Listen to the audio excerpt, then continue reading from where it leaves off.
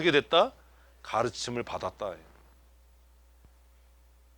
큰 무리가 가르침을 받았다.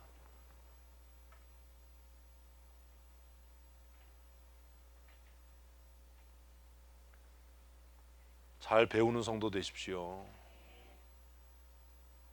열심히 가르치려고 하는데 안 나오고 나와서 딴짓하고 가르침을 잘 안 받잖아요. 얼마 동안이요? 1년 동안이요. 이게 낙심인 거예요. 이게 우리는 3년 제자 훈련을 해도 제자 양육반을 해도 하고 나서 딴소리 하는데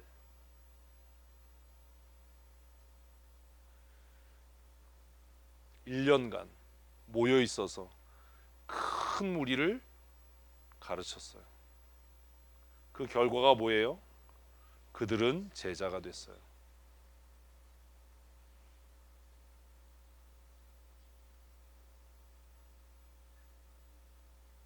그들은 뭐가 됐다고요? 교회 안에서 제자가 됐어요. 헷갈리지 마세요. 줄 바꿨으니 이유가 있어요. 교회 안에서 뭐가 됐다고요? 제자가 됐어요. 누구의 제자가 됐어요? 우리는 그리스도의 제자 이러고 싶지만 아니에요. 바울과 바나바의 제자가 됐어요.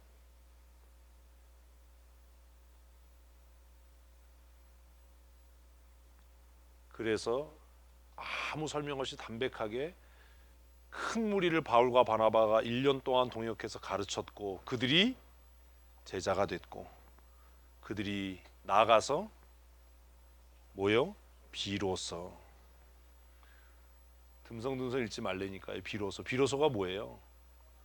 가르침을 받아 제자가 된 이후에 교회 안에서도 제자가 아닌데 무슨 그리스도인이 됩니까? 가르침을 받지 않는데 어떻게 그리스도인이 됩니까? 내가 뭘 믿는지도 모르는데 어떻게 그리스도인이 됩니까?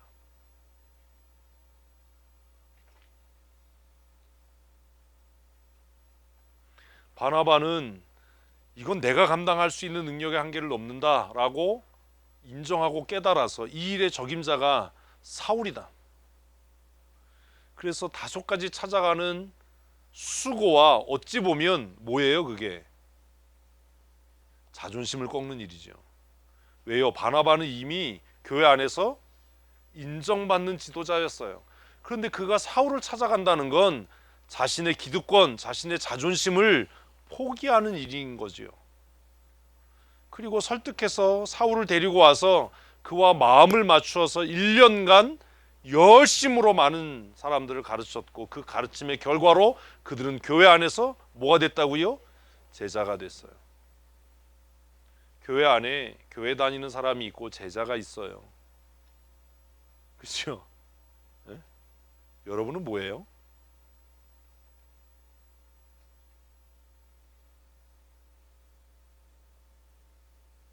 설교를 준비하면서 저를 생각해 봤어요.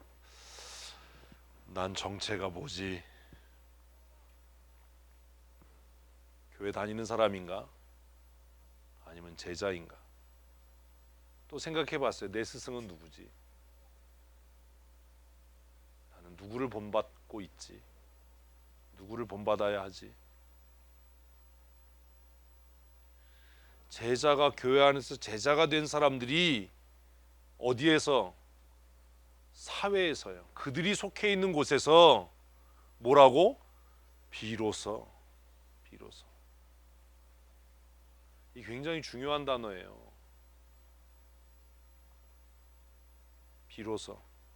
비로소라는 말은 여러 가지를 함축해요. 시간이 걸려서 애쓰고 힘써서 노력한 결과로 이런 거잖아요.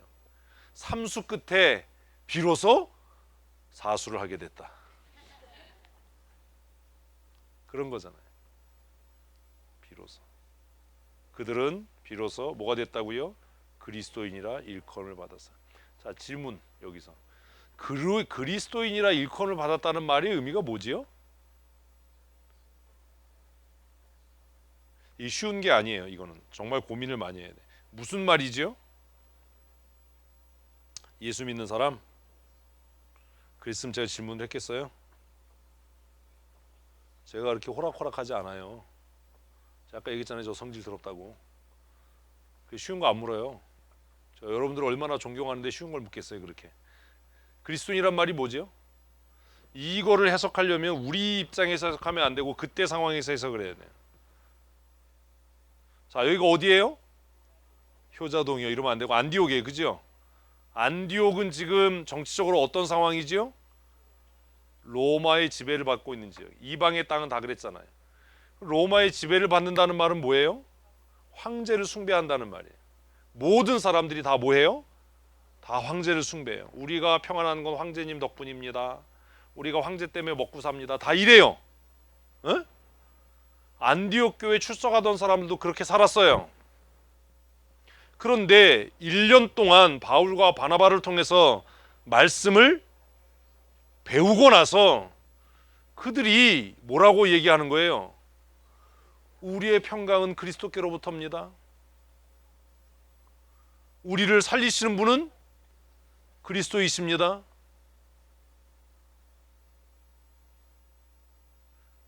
그러면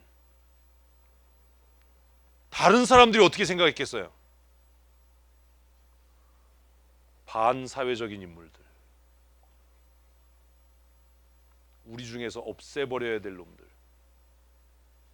그리스도인은요, 탄압의 대상이었던 사람들의 이름이에요. 우리랑 다르게 사는 놈들.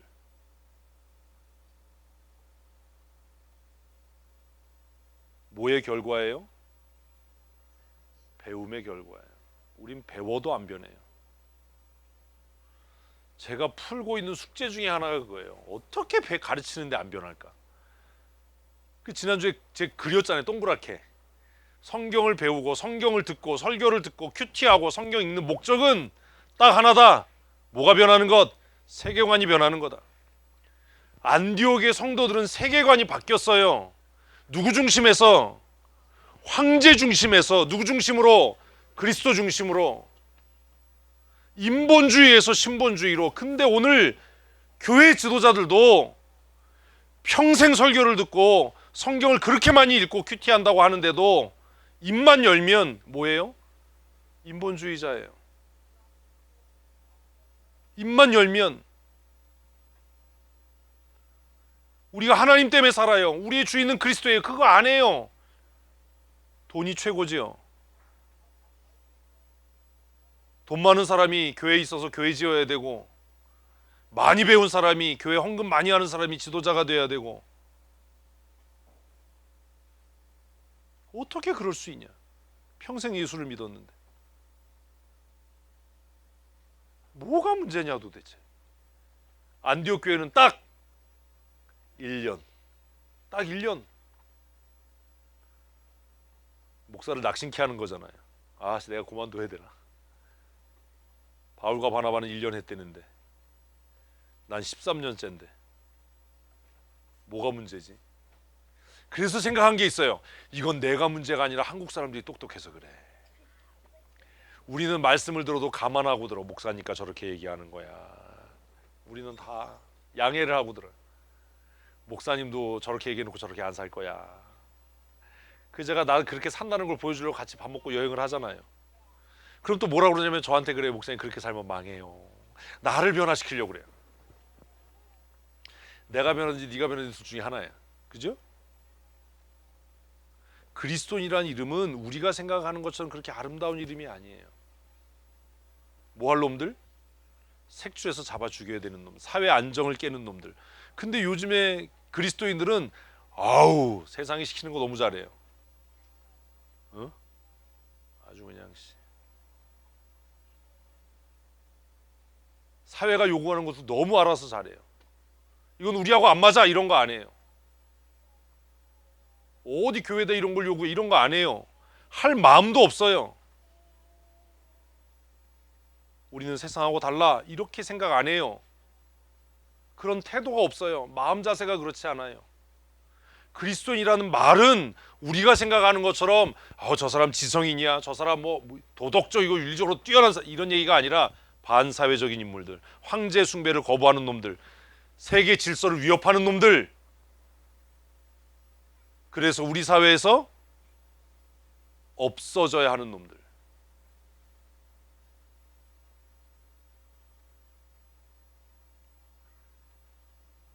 이해되세요? 무슨 말인지? 우린 그렇게 안 살아요. 우린 그리스도인이 아니에요. 그래서 우리는 세상 앞에 비겁하고 세상 앞에 주눅들고 겁나해요. 제가 우리 남자 집사한테 얘기하거든요. 어떤 경우에도 칼자루를 뺏기지 마라.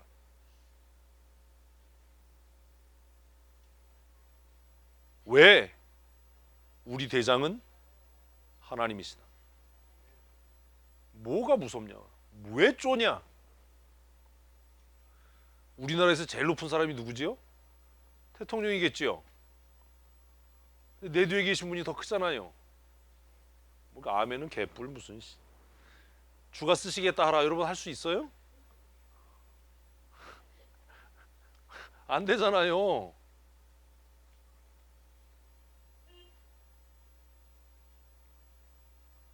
(1년간의) 양육이 1년간의 말씀을 듣고 배우고 가르치고 고민했던 그것이 그곳에 모인 성도들의 뭘 바꿨다고요? 세계관을 바꿨어요. 안디옥 교회 교인들 중에 적지 않은 숫자가 실직했을 겁니다. 직장에서 쫓겨났을 거예요. 좋은 직장, 미래가 보장된 직장에 들어갔는데 월요일 아침마다 황제 숭배하라고 해요. 우리에게 평안을 주시는 분은 황제고, 우리에게 먹을 것과 입을 것을 주시는 분은 황제고,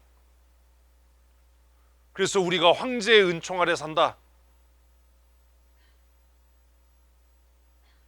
예전까지는 그게 옳다라고 생각하고 그게 당연하다라고 생각하고 그렇게 했는데 바울과 바나바를 통해서 하나님의 말씀을 배우면서 그게 아니네?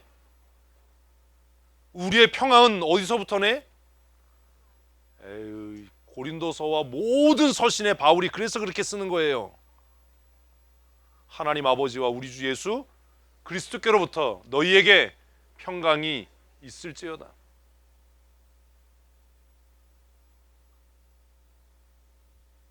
그거 믿으려면 직장 그만둬야죠.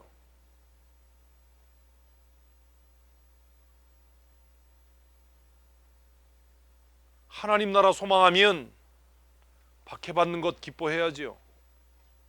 손가락질 당하는 것 참아내야지요.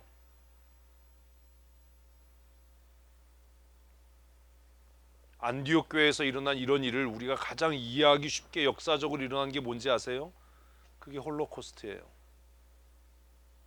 이건 어떤 롤러코스터예요? 어느 놀이동산에 있는 2차 대전 때.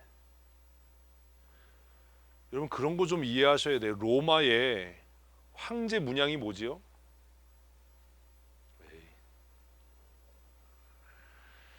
독수리예요. 히틀러 군단의 문양이 뭐지요? 독수리예요. 나치들의 인사가 뭐였지요? 오른손 들어서 하는 거죠. 이게 로마 황제한테 했던 거예요. 로마 총통에게.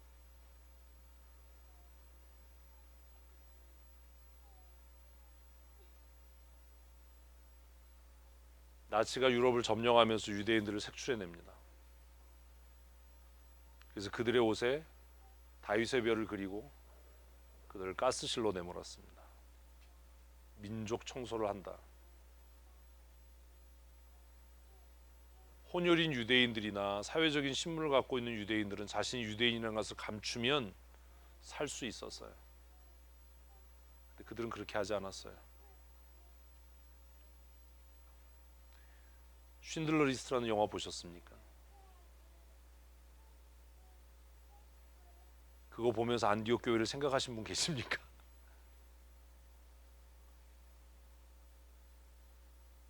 역사적으로 독일만 그랬던 게 아니에요. 안디옥에 있었던 성도들은 두려웠을 겁니다. 그래도 내가 그리스도께 속한 사람이라는 것을 포기할 수 없었던 거죠. 직장을 잃더라도, 이혼당하더라도, 가문에서 쫓겨나더라도, 내가 거지같이 살더라도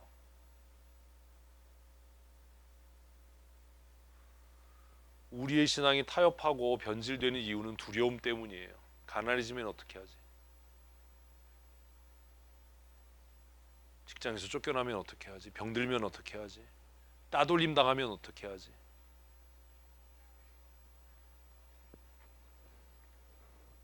저는 거의 따돌림 당하는 목사 중에 하나잖아요.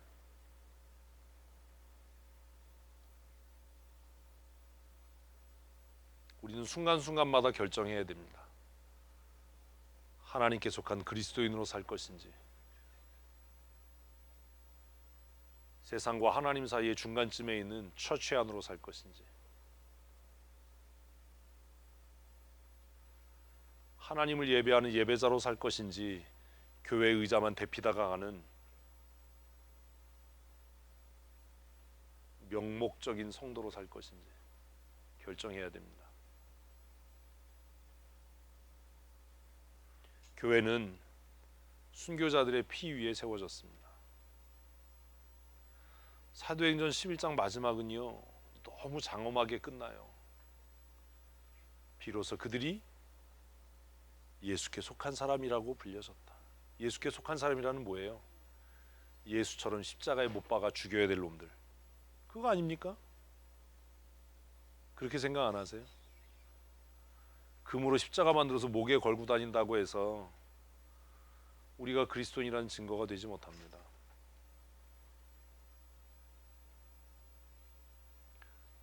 그리스도인 증거는 세상의 삶 속에서 나타나야 되는 겁니다. 아, 저 사람은 돈 버는 방법이 달라. 저 사람은 돈을 쓰는 방법이 달라. 저 사람은 사람들과 관계 맺는 방법이 달라. 저 사람은 궁극적으로 우리와 달라. 그래야 되는 거 아닙니까? 저는 미련하고 무식해서 믿어요. 사회법이나 세상법보다 교회법이 우선이다. 저는 그렇게 믿어요. 그리고 그거 위해서 싸워요. 세상의 법을 따라서 교회를 어떻게 하려고 하면 저는 거부할 거예요. 우리는 누구의 법을 따라? 하나님의 법을 따라. 하나님과 방법대로. 나에게 평강과 은혜를 주시는 분은 우리 아버지와 독생하신 예수 그리스도이기 때문에. 너무 장엄한 선포잖아요. 비로소 그리스도인이라 일컬음을 받았다. 그럼 안디옥 교회 교인들은 자기가 그리스도인이라 일컬음을 받을 때 뭘 각오하는 거예요? 일단 순교를 각오하는 거예요. 순교 각오하고 교회 나오는 사람이 어디 있어요? 코로나 걸릴까 봐 마스크 쓰고 난리를 지기고.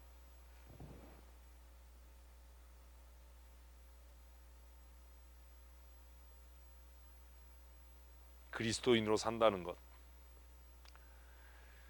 그리스도인이 된다는 것, 도대체 어떤 걸까? 고민을 한 주간 했어요. 여러분, 그리스도인은 어떻게 만들어집니까? 얘기했잖아요. 뭘 통해서? 가르침을, 훈련을 통해서 만들어져요. 잘 배우셔야 돼요.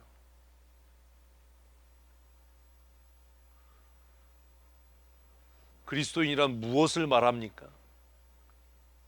우리의 삶의 주권자가 그리스도이시다. 내 생명의 주권자는 하나님이시다. 황제가 나를 죽이는 게 아니라, 황제가 나를 먹여 살리는 게 아니라, 직장의 오너가 나를 먹여 살리는 게 아니에요. 담대해야죠.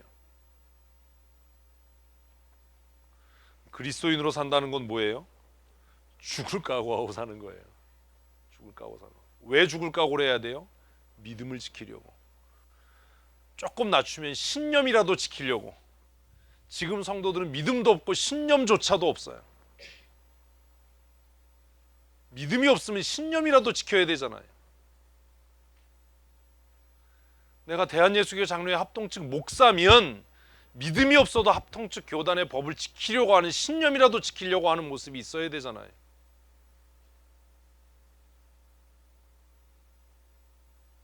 내가 옳다라고 생각하는 건 끝까지 지켜내야 되잖아요. 그리스도인으로 산다는 건 교회 출석하고 11조 생활하고 예배당 짓고 이런 걸 얘기하는 게 아니라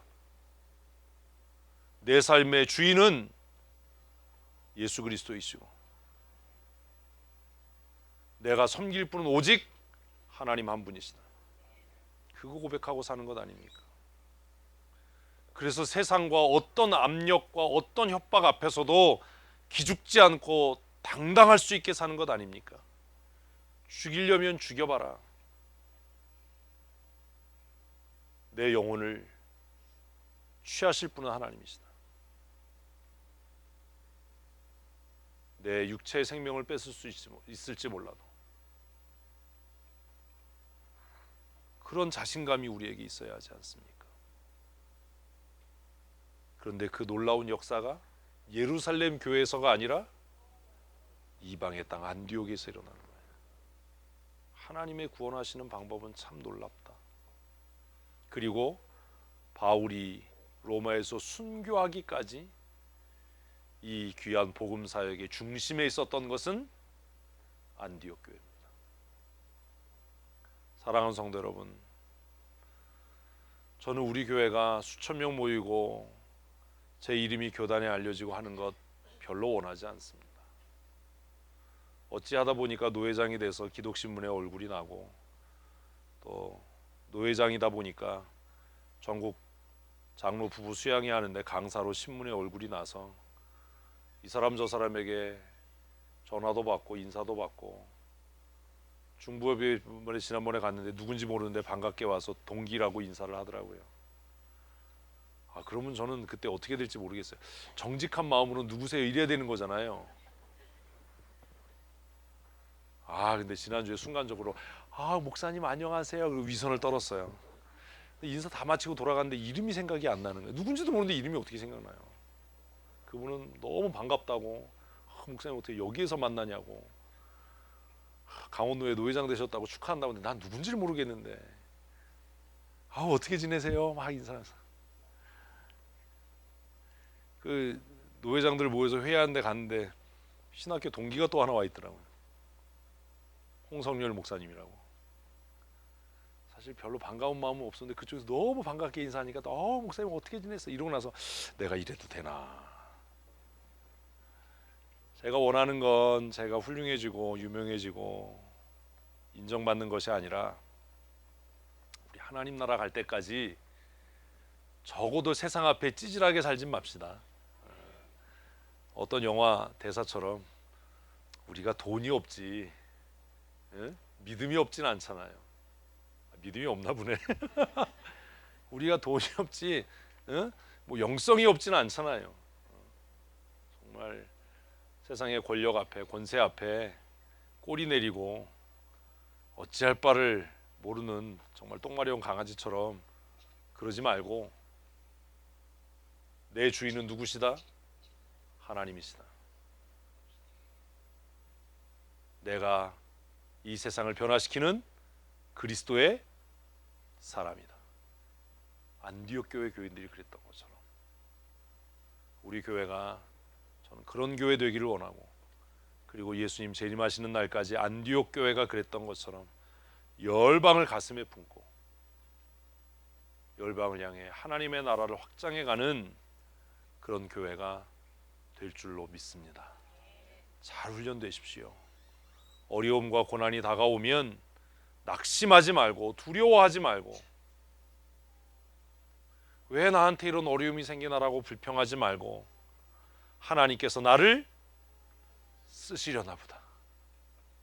하나님이 나를 연단하셔서 마침내 사용하시려나 보다 라고 믿음으로 이겨낼 수 있는 하나님의 사람들 다 되시기를 축복합니다. 기도하겠습니다. 하나님, 안디옥 교회 바울과 바나바의 이야기를 묵상하면서 하나님께서 역사를 어떻게 주관해 가시는지 다시 생각합니다. 그들은 그리스도인이라고 그리스도께 속한 사람이라고 세상에서 죽임당하기를 두려워하지 않는 사람들이라고 인정받는 것을 부끄러워하지 않았습니다. 우리에게도 이러한 믿음 더하셔서 세상 앞에 굴종하지 않게 하시고 날마다 날마다 하나님 나라 소망하며 하나님께서 내 아버지가 되시고 예수 그리스도께서 우리의 평강의 근원이 되심을 고백하고 날마다 믿음으로 살아가는, 믿음으로 승리하는 하나님의 사람들 되게 하여 주시옵소서. 우리의 생명이 되시고 교회의 머리 되신 우리 구주 예수 그리스도의 크신 은혜와 아버지 하나님의 크고 놀라우신 사랑하심과 성령님의 교통하시고 우리의 삶을 주관하시고 다스리셔서 날마다 날마다 강한 그리스도인 되게 하시는 강권적인 은혜와 충만하신 역사하심이 오늘 주 앞에 나와 하나님의 나라를 소망하는 그리스도인으로 살아가기로 다짐하고 어떠한 상황과 환경에서도 기뻐하며 즐거워하기로 작정하는 주의 권속들 머리머리 위에와 우리 춘천 성도교회 위에 이제로부터 영원토록 함께 있을지어다. 아멘.